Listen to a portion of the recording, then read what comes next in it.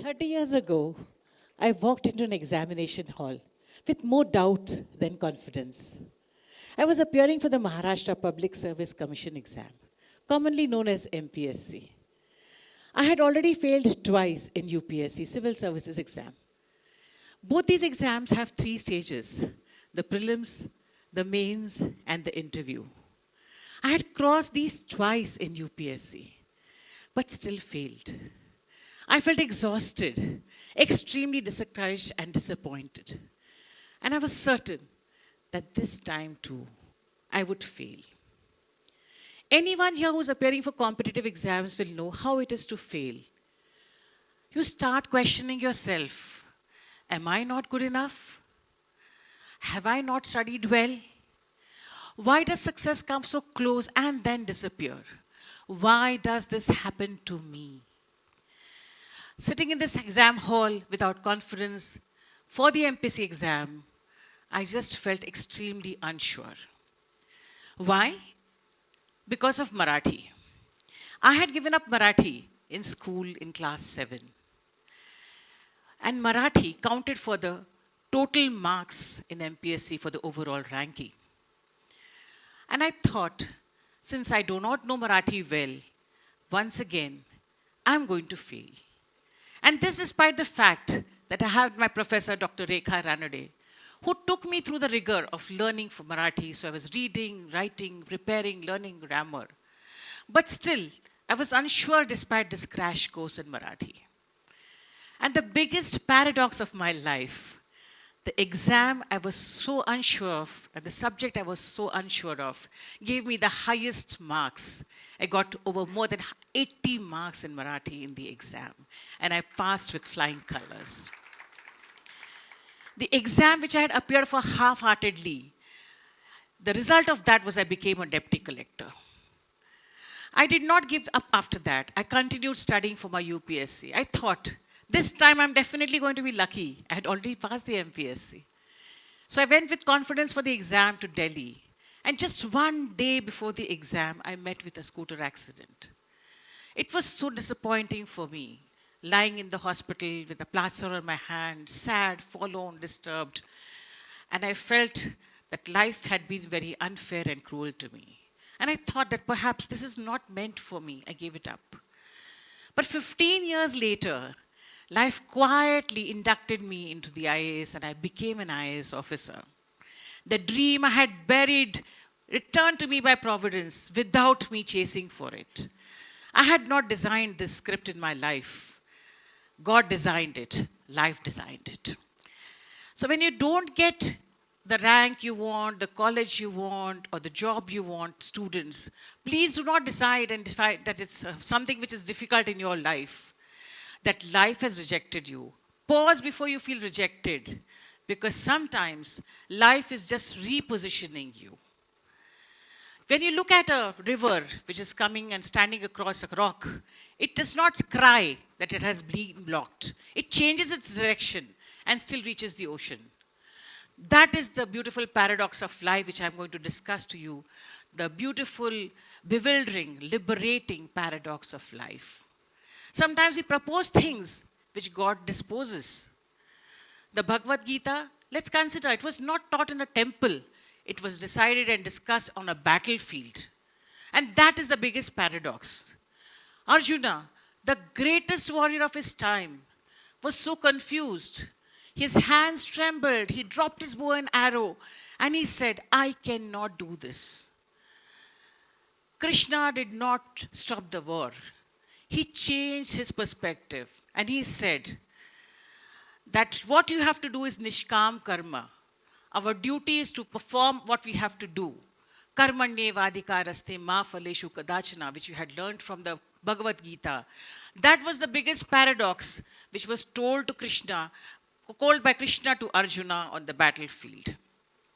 So I want to tell anxious students in this hall, the more you cling to success, when your hands will tremble when you go for the exam, if you're not prepared, you will freeze, your thoughts will get confused. But when you prepare sincerely, take a deep breath and write what you truly know, something will shift. Clarity will replace panic. Focus will replace fear.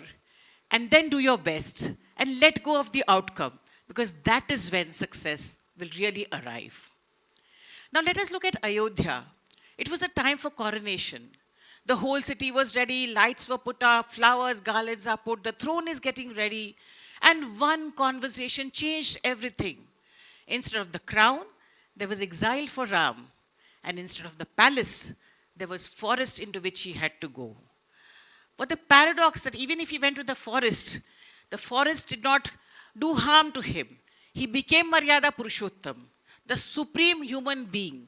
If he had stayed in Ayodhya and become the king, he would just have been known a king. The forest made him Maryada Purushottam, somebody to whom people looked up to. There he met Shabari, who told him that devotion knows no caste. And there he forged alliances which were really different and which made him something supreme in life. And Bharat, the one who received the crown, refused to sit on the throne. He said that he will place the Paduka and just be a servant who ruled in the name of Ram. So what appeared to be a punishment became a preparation.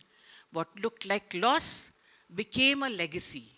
The exile that seemed like an ending was the making of a legend, the making of God. Perhaps the forest is not a punishment, it is a preparation to be prepared in life. So for students who are sitting here, who think that success comes at a particular age, by 21, 25, 30, life does not run on a fixed academic calendar. Some may take longer, some may change directions, some may discover their true calling after an apparent failure. That is not weakness. That is evolution. Do not measure yourself by someone else's timeline. The bamboo which grows underground, the ground for years, it is strengthening its roots. And when it rises taller than the most of the trees which are existing. When I was posted as the Chief Executive Officer of Maharashtra State Rural Livelihoods Mission, I had the opportunity to go to villages, sit with self-help groups, with women who had lost land, security, dignity. They were abandoned, beaten by their drunken husbands. Yet they smiled the most. I wondered whether this smile was defiance, denial, but I realized that it was armor. One woman who was rejected by the bank 17 times has now an agricultural unit where she employs 40 women. She is now repaying her bank loans regularly with discipline. And the bank which rejected her says that she is her best borrower. When I asked her what she had to say about this, she said, Madam, आदमी को जब कुछ रास्ता बंद होता है तो अपना रास्ता खुद बनाता है. Another woman who was in a SSG, who was poor, unable to earn even 800 rupees. The support she got from the self-help group, she became a community resource person, went and trained 100 women and ensured that all the 5 of them became self-help groups members. She started earning more, and then she felt that her husband also transformed because of her. That woman said, की आता जे मी म्हणते ते माझं ऐकतात. So husband started listening to her. Another woman who was there in Wardha, she was terribly broken because her husband gambled and drank all the time. She joined a self-help group, bought a sewing machine for 15,000 rupees, and then she taught her son. He became an engineer. She herself became a postgraduate. And I asked her, what is the secret? She said, फक्त एकच आहे, madam.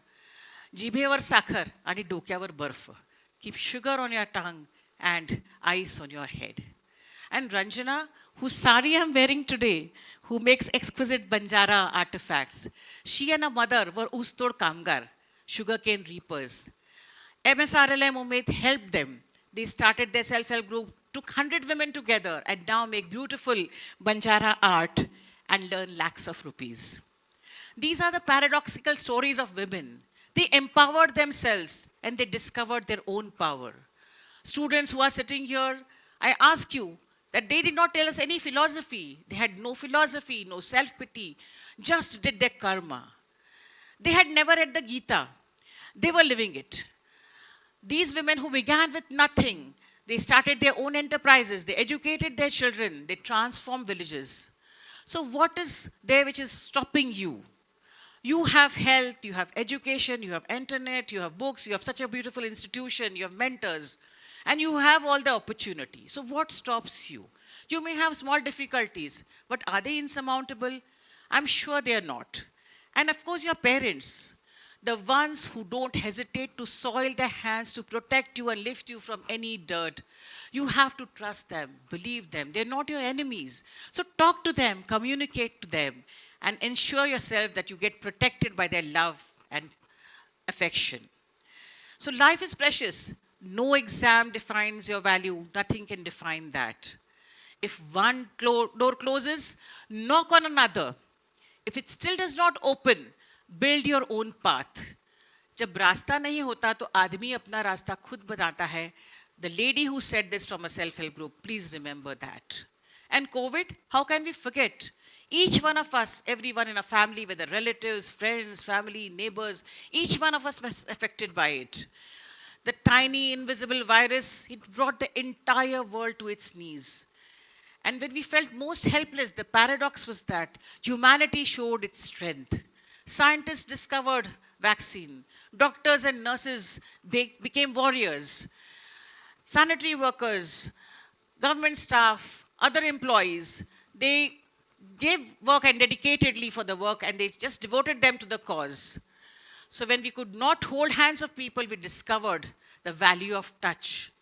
When death came close, we discovered the true value of love. So life is fragile, what we learned. That the life is fragile, but our human spirit which is there, it is powerful. Now let me take you to something which is very closer to your houses. When you sit at home or you watch the Republic Day parade, your hearts fill with pride. You talk about freedom, wave the flag, and feel great about it. Then you go to a mall. Don't spend and don't even think while spending 15,000 rupees on imported sneakers. But talk about khadi, talk about handloom. There's a hesitation. As if you have become a great economist, as if you're talking about the national budget of your country, immediately you hesitate to spend. And that is the paradox. We created it, but we forgot to value this, which is our own culture and our own growth of our own land. The world, it's now selling turmeric as golden latte in dollars. Yoga has become a global industry. Block prints are there in Paris on their malls with exotic labels. I just met a master weaver's grandson. He said, I don't want to continue the art of my father or my grandfather because I feel that there is no future in this now. And somewhere in Europe, somebody is paying a premium to buy that very motif.